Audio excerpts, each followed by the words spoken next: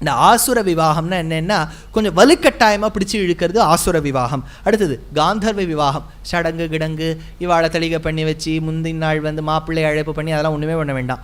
மோதிரத்தை மாற்றினுட்டு 2 பேரும் கட்டி பிடிச்சுனுட்டா அதுதான் காந்தர்வ விவாகம். எவ்வளோ சுலபமாக பாருங்க அது. அடுத்தது ராட்சச விவாகம். என்னென்னா பெண்ணுக்கு பிள்ளையை பிடிச்சிருக்கு, பிள்ளைக்கு பெண்ணை பிடிச்சிருக்கு, பெண்ணு வீட்டு காராளுக்கு பிள்ளையை பிடிக்கல அப்படின்னா பெண்ணின் அனுமதியோடு பெண்ணை இழுத்துன்னு போகலாம். இது எப்படி தெரிகிறது? 7 ஸ்லோகங்கள் எழுதுறாளா ருக்மிணி. ஸ்ருத்வா குணான் புவனசுந்தர ஷண்வதாந்தே நிர்விஷ்ய கர்ண விவரைஹி ஹரதோங்கதாபம் ரூபம் திருஷாம் திருஷிமதாம் அகிலார்த்தலாபம் துவையச்சுதா ஆவிஷதி சித்தம் அபத்திரபம் மேன்னு எழுதுறாளா. மயா ராட்சசேன விதினான்னு சொல்கிறா. ராட்சச விவாகமாக குலதேவி யாத்ரா, நான் அம்பாள் கோவிலுக்கு போகும்போது நான் இழுத்துன்னு போயிடுவோன்னு ருக்மிணி சொல்கிறா. ராட்சச விவாகம். 8வது இருக்குது பைசாச்ச விவாகம். பெண்ணுக்கே பிடிக்காத மாப்பிள்ளை பெண்ணு தூங்கும்போது பெண்ணுக்கு கொண்டு திருமங்கல்ய தாரணம் பண்ணிவிட்டா அதுக்கு பைசாச்ச விவாகம்னு பேர். இதெல்லாம் யார் யார் பண்ணலாம்னு ஒரு விதி இருக்குது. எல்லாமே எல்லாருக்கும் அப்ளை ஆகாது. பிராம விவாகம், தெய்வ விவாகம், ஆர்ஷ விவாகம், பிராஜாபத்தியம் பிராமணனுக்கும் க்ஷத்ரியனுக்கும் அப்ளை ஆகும். அடுத்தது ஆசுர விவாகம்ங்கிறது க்ஷத்ரியன் வைஷ்யன் சூத்ரனுக்காகும். காந்தர்வ விவாகமும் ராட்சச விவாகமும் க்ஷத்ரியாளுக்கு மட்டும்தான் பொருந்தும். அதனால தான் ருக்மிணி சொல்கிறா கிருஷ்ணரை நீ வான்னு. ஏன்னா அது க்ஷத்ரியாளுக்கு மட்டும்தான் பொருந்தும், பிராமணன் நினச்சா அப்படி பண்ணிக்க முடியாது. அடுத்தா 8வது பைசாச்ச விவாகம். அது யாருக்குமே அப்ளை ஆகாது. பெண்ணின் அனுமதி இல்லாமல் போய் இப்படி கல்யாணம் பண்ணிக்கிறது. ஆனால் அது எதுக்கு ஒரு விதியாக அதுவும் ஒரு கல்யாணமாக வச்சுருக்கான்னா வேதம் சொல்லாததையும் சில பேர் கடைப்பிடிப்பா இல்லையா. அதனால் அவளுக்குன்னு ஒரு கேட்டகரி வைக்க வேண்டாமா இல்லையா. எல்லாரும் இன்கம் டேக்ஸ் டிக்ளேர் பண்ணுங்கோ. யாரெல்லாம் டிக்ளேர் பண்ணலையோ அவளுக்கெல்லாம் தனியாக ஒரு இடம் வச்சுருக்கோம், அங்கே டிக்ளேர் பண்ணுங்கோ சொல்கிறா இல்லையா. அந்த மாதிரி இந்த இடத்துல சொல்லி வச்சிருக்கார். பைசாச்ச விவாகம்னு சொன்னார். சொல்கிறார் காந்தர்வ ராட்சசௌ க்ஷத்ரே தர்மியௌ தௌ மாம் விஷங்கிதாக. சொல்கிறார் காந்தர்வ விவாகம் ராட்சச விவாகம் நம்ம பண்ணிக்கலாம், ஏதாவது ஒன்று பண்ணிக்கலாம். அப்பா அவள் கொஞ்சம் யோசிக்கிறாளாம் சகுந்தலா. எந்த பெண்ணும் யோசிக்க மாட்டாளா. அப்பா வெளில போயிருக்கார், போயிட்டு வரத்துக்குள்ளே பெண்ணு கல்யாணம் எடுத்துனா எப்படி. அதனால் யோசிக்கிறாளாம். ஆத்மனோ பந்துராத்மைவ கதிராத்மைவ சாத்மனஹ ஆத்மனோ மித்ரமாத்மைவ ததாத்மா சாத்மனஃ பிதா ஆத்மனைவாத்மனோதான கர்த்துமர்ஹசி தர்மதஹ. அதுக்கு இந்த துஷ்யந்தன் சொல்கிறான், the best friend to one is nobody else but one self. நம்மளே தான் நமக்கு தோழன். நம்ம கஷ்டத்தில் இருக்கும்போது நம்மளே தான் நமக்கு மோட்டிவேட் பண்ணிக்கணும். அதனால் நமக்கு நம்மளே நண்பர்கள். அதனால் you are the deciding authority for your self. Decide your self அப்படின்னு துஷ்யந்தன் சகுந்தலையை பார்த்து சொல்கிறான். அதுக்கு அவள் சொல்கிறா, நீ படித்தவன் ராஜா, ஒரு வேளை சாஸ்திரத்தில் இருக்கிறது தான் நீ சொல்லியிருப்ப, அதனால் நான் ஒத்துக்கிறேன். ஆனால் ஒன்றும், இப்போ நானும் நீயும் காந்தர்வ விவாகம் பண்ணி ஒரு குழந்தை பிறந்துதானே, அதுதான் யுவராஜாவாகணும்னு கேட்டாலாம். சத்தியம் பண்ணி கொடுத்தான். ஆயிடுத்தா. இப்போது ஒரு பிள்ளை பிறந்தது, உறவெல்லாம் ஆகிட்டோ, அவன் நாட்டுக்கு போயிடுறான், இவ ஆசிரமத்தில் இருக்கா, ஒரு குழந்தையை பெற்றெடுக்கிறா. அந்த குழந்தைக்கு சர்வதமனன் அப்படின்னு பேர். இந்த சர்வதமனன் ரொம்ப ஆச்சரியமான குழந்தை, அது வளர்ந்து வருகின்றது. சரி, இந்த குழந்தைக்கு நல்ல வயசு வந்த உடனே அது சொல்கிறது, அம்மா எல்லாரும் ஸ்கூலில் இனிஷியல்லாம் போட்டுக்கிறாமா, நேக்கும் போட்டுக்கணும்னு ஆசை, எதமா போட்டுக்கிறதுன்னா இவளுக்கு ஆசை டி சர்வதமனன் போட்டுக்கோ அப்படின்னு.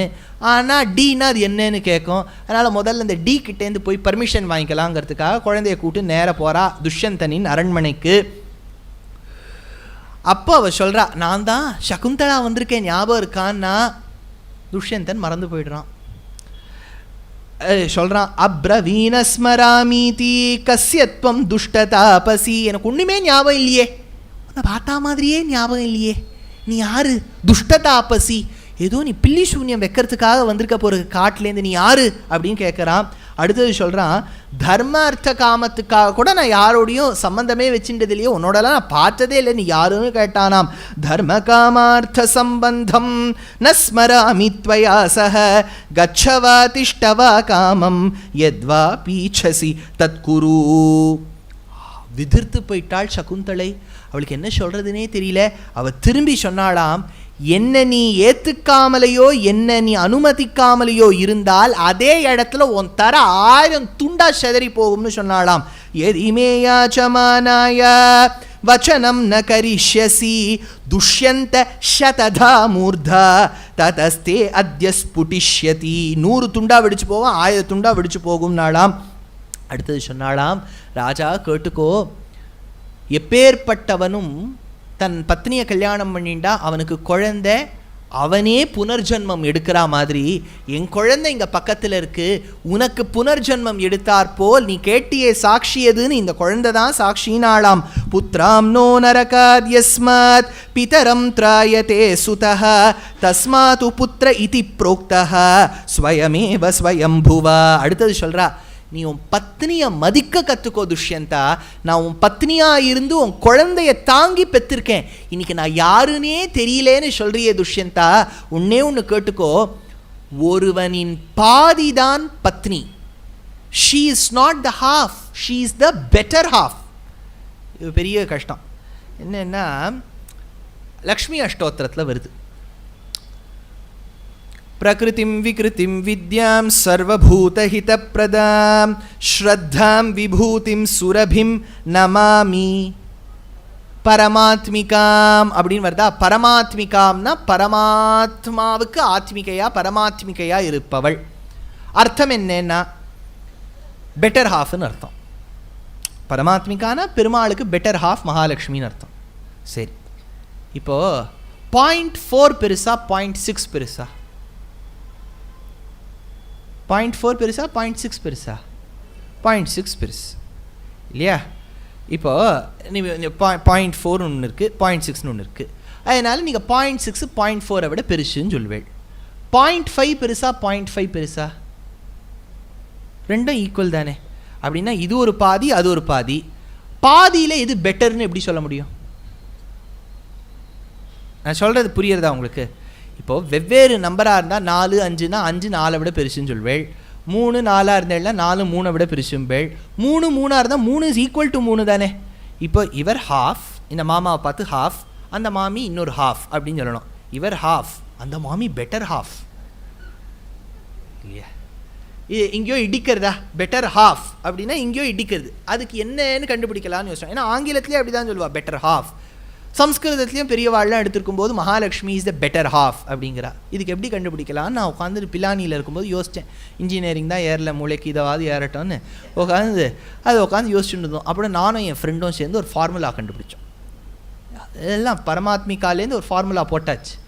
என்னன்னா 0.48 அப்படின்னு டெசிமல் டிஜிட்ஸ் சொல்கிறேன்னு வச்சுக்கோங்க. அதை நீங்கள் எவ்வளவுக்கு அப்ராக்சிமேட் பண்ணுவேள்? 0.48 அது எவ்வளோ? 0.5 அப்ராக்சிமேட் பண்ணுவேள். 0.52 0.52 அது எவ்வளோ அப்ராக்சிமேட் பண்ணுவேள்? 0.5. இது என்ன சுவாமி 0.48ம் 0.52ம் சேமா? சேம். ஆனால் அப்ராக்சிமேட் பண்ணும்போது ரெண்டுத்தையும் ஒரே நம்பருக்கு கொண்டு வந்துடுவேள். அப்படின்னா என்ன? பெருமாள் அப்ராக்சிமேட் பண்ணால் 0.5க்கு வந்துடுவார், பிராட்டி அப்ராக்சிமேட் பண்ணால் 0.5க்கு வந்துடுவா. ஆனால் பெருமாள் 0.48லேருந்து அப்ராக்சிமேட் பண்ணப்பட்டவர், பிராட்டி 0.52லேருந்து பண்ணப்பட்டவள். அப்படின்னா இந்த half is better then the other half இல்லையா? அதனால் பெருமாளை விட பிராட்டி வசத்திங்கிறதுக்காக அதை பெரியவாள்லாம் பெட்டர் ஹாஃப்னு சொல்கிறா அப்படின்னு ஒரு ஃபார்முலா கண்டுபிடிச்சோம்.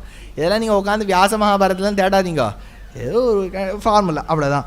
அர்த்தம் பாரியா மனுஷ்யஸ்ய, அர்த்தம் பாரியா மனுஷ்யஸ்ய, பாரியா வந்து மனுஷனில் பாதி, அர்த்தம் பாதி. பாரியா சிரேஷ்டதம சகா. ரொம்ப அழகாக யக்ஷ பிரஷ்னம்னு பின்னாடி வரும். யுதிஷ்டிரனை பார்த்து யக்ஷன் கேள்வி கேட்கறது, யுதிஷ்டிரா ஒரு கணவனுக்கு ஒருவனுக்கு ஒரு மனிதனுக்கு வாழ்க்கையிலேயே ரொம்ப உன்னதமான ஃப்ரெண்ட்ஷிப் யாரோட இருக்கணும்? சொந்த பொண்டாட்டியோடங்கிறார். பொண்டாட்டியோடையே ஒழுங்காக ரிலேஷன்ஷிப் இல்லைன்னு வச்சுங்க, ஒர்க் பிளேஸ்லேயும் மென்டல் பீஸ் இருக்காது, மற்றவாளோடையும் பழகிறதுக்கு இருக்காது. So you should treat your wife as your best friend. சகா சப்தபதா பவ. சப்தபதி முடிக்கும் போதே சொல்கிறது என்ன? இவர்தான் உனக்கு பெஸ்ட் ஃப்ரெண்ட், இவோதான் உனக்கு பெஸ்ட் ஃப்ரெண்ட். சஹதர்ம சரித்தவன் தான் சொல்கிறோம். அதனால சொல்கிறாளாம், பாரியா சிரேஷ்டதம சகா பாரியா மூலம் த்ரிவர்கஸ்ய. பாரியா மூலம் த்ரிவர்கஸ்ய. தர்ம அர்த்த காமங்கள் சம்பாதிப்பதற்கு பத்னி தான் சப்போர்ட்டிவாக இருக்கணும். தர்மம் பண்ணுறதுக்கும் பத்னி சப்போர்ட்டிவாக இருக்கணும் இல்லையா? ஒருத்தருக்கு நல்லது பண்ணுறோன்னு நினச்சா குடுங்கோன்னு சொல்லணும் தர்மம். அர்த்தம், ஒரு சம்பாதிக்கணும்னு வச்சுட்டாலும் நேர் வழியில் சம்பாதிக்கிறதுக்கு கூட பத்னி இருந்து உறுதுணையாக இருக்க வேண்டும். காமம், ஒரு பிள்ளை அதெல்லாம் வளர்த்து கொடுப்பதற்கும் பத்னியின் ஆறுதல் தேவை. 4வது சொல்லலையான்னு கேட்டார். பாரியா மூல்யம் தரிஷ்யதா, மோட்சம் பெறுவதற்கும் பத்னி உறுதுணையாக இருக்கணும். இல்லை பாரதம் கேட்டால் நல்லதுன்னு சொல்கிறா, கூட வரியான்னு கேட்டால் வந்துடுறா, மாமி கேட்டால் மாமா வந்துடுறார். இவாளுக்கு திவ்ய தம்பதிகள்னு பேர். பெருமாளும் தாயாருமா 2 பேரும் ஒன்றா சேர்ந்து வராதவா நாளைக்கு வந்துடுவா, அவ்வளோதான். கவலைப்படாதீங்க. அதனால் பல பேர் கவலைப்படுவா, கூட்டா வரமாட்டேங்கிறாரு, என்ன பண்ணுறது? இதை போய் நீங்கள் அப்படியே பகவான்கிட்ட பிரார்த்தனை பண்ணுங்க, வந்துருவார் நாளைக்கு. சண்டே தானே, சீரியல்லாம் இருக்காது. அதனால் பாரியா மூலம் த்ரிவர்கஸ்ய பாரியா மூலம் தரிஷ்யதா. மேலே சொல்கிறா, அதான் பாரதத்தில் கதை மட்டும் முக்கியம் இல்லை, அவள் சொல்லக்கூடிய கருத்துக்கள்லாம் பாருங்க. கருத்துக்களில் சொல்கிறா, சகுந்தலா துஷ்யந்தனை பார்த்து சொல்கிறா, ஒரு அப்பா என்னெல்லாம் ஆசீர்வாதம் குழந்தைக்கு பண்ணணுங்கிறா. அங்காதங்காத் சம்பவசி ஹிருதயாத் அதிஜாயசே ஆத்மாவை புத்திரநாமாசி சஜீவ ஷரதசதம். ஒரு பிள்ளை ஓடி விளையாடின் வருது, அது அப்படியே உடம்பெல்லாம் போட்டு போர் அப்படின்லாம் அப்படி விளையாடின்னு வருது. அப்போ விளையாடும்போது அந்த அப்பா வந்து மடியில் உட்காத்தி வைக்கணும், பிள்ளைய முடிய கோதி விழணும், நெத்தியில் முத்தம் கொடுக்கணும்னு சாஸ்திரம் சொல்கிறது. சொல்லிட்டு ஒரு மந்திரத்தை சொல்லணுமா, அங்காதங்காத் சம்பவசி ஹிருதயாத் அதிஜாயசே ஆத்மாவை புத்திரநாமாசி சஜீவ சரதசதம். நீ 100 வருஷம் வாழ்வாய் என் பிள்ளாய். அங்காதங்காத் சம்பவசி, நான் குள்ளமா இருக்கா மாதிரி நீயும் குள்ளமா இருக்கியே, அங்காதங்காத் சம்பவசி. நான் யாரையோ ஓரக்கண்ணில் பார்க்குற மாதிரி நீயும் பார்க்குறியே, அங்காதங்காத் சம்பவசி ஹிருதயாத் அப்பி. நான் நினைக்கிறதையே நீ நினைக்கிறியே, வேவ் லென்த் மேட்ச் ஆறுதே. ஆத்மாவை புத்திரநாமாசி, என் ஆத்மா தான் என் பிள்ளையா வந்து பிறந்திருக்கோ என்னமோ. சஜீவ சரதசதம், நீ நன்னா வாழணும். இது இங்கே ஆதி பர்வால துஷ்யந்தனை பார்த்து கன்வ மகர்ஷியின் வளர்த்த பெண், விஸ்வாமித்திரரின் பெண் சகுந்தலாவானவள் உபதேசம் பண்ணுறா. பின்னாடி வனப்பர்வா ஆன உன்ன கடைசியில் அந்த யக்ஷ பிரஷ்னம் வரும்போது யக்ஷன் கேள்வி கேட்குறான். இதெல்லாம் ஞாபகம் வச்சுக்கோங்க, அப்போ தான் உங்களுக்கு அந்த க்ளூ கிடைக்கும். என்ன அழகாக கேட்குறான், ஒருவனின் ஆத்மா யார்? ஹூ இஸ் த ஆத்மா ஃபார் அ மேன்? அதுக்கு அவர் சொல்கிறார், மனுஷ்யஸ்ய ஆத்மா சக புத்திரஹா, ஒரு மனிதனின் ஆத்மா அவன் பிள்ளை. பராசரருக்கு பிள்ளை யார்? வியாசர். அவ்வளோதான், ஞாபகம் அது வச்சுக்கணும். பராசர ஆத்மஜம்னு வருது இல்லையா? ஆனால் பாருங்கோ, பேரன்னு சொல்லும்போது, கொள்ளு பேரன்னு சொல்லும்போது நப்தாரம்னர், பேரன்னு சொல்லும்போது சக்தேஹே பௌத்திரம்னர், பௌத்திரன் பேரன்னர்.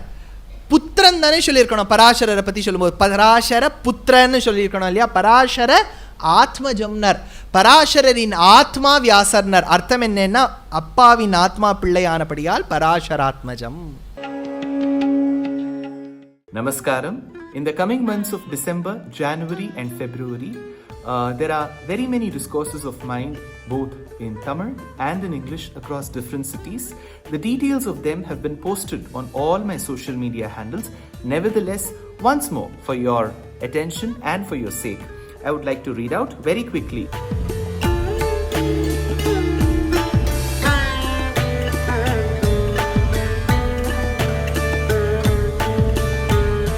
And on the 30th of December, tentatively I am to speak on the importance of Nutiyattu Divyadesham on the Vaikuntha Ekadashi Eve for PGP Auditorium in Singapore. On the 31st of December, it is for Tamil Isai Mandram in Georgetown. I will be speaking on Tiruppugadil Ramayanam.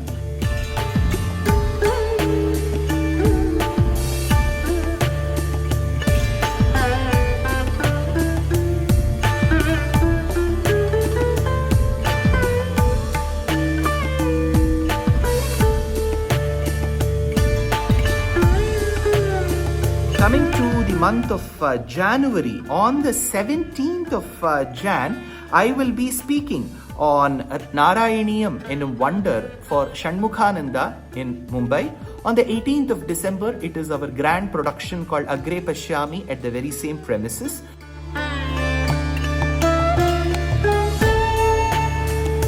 1st of February, I am to participate and speak at the Jain University Summit in Kochi. And 13th of February, it will be a special lecture for Shivaratri for Odakattur Mutt, which will be organized by Ramakrishna Bhajana Sabha. On the 22nd of February, for the first time, I am going to be a part of Mayuram Bhajanotsavam in the very, very famous and very close to heart Mayavaram. So that is the program for now. I know it's too many programs. All this has been put in the form of poster. Please do participate wherever you can. Namaskar.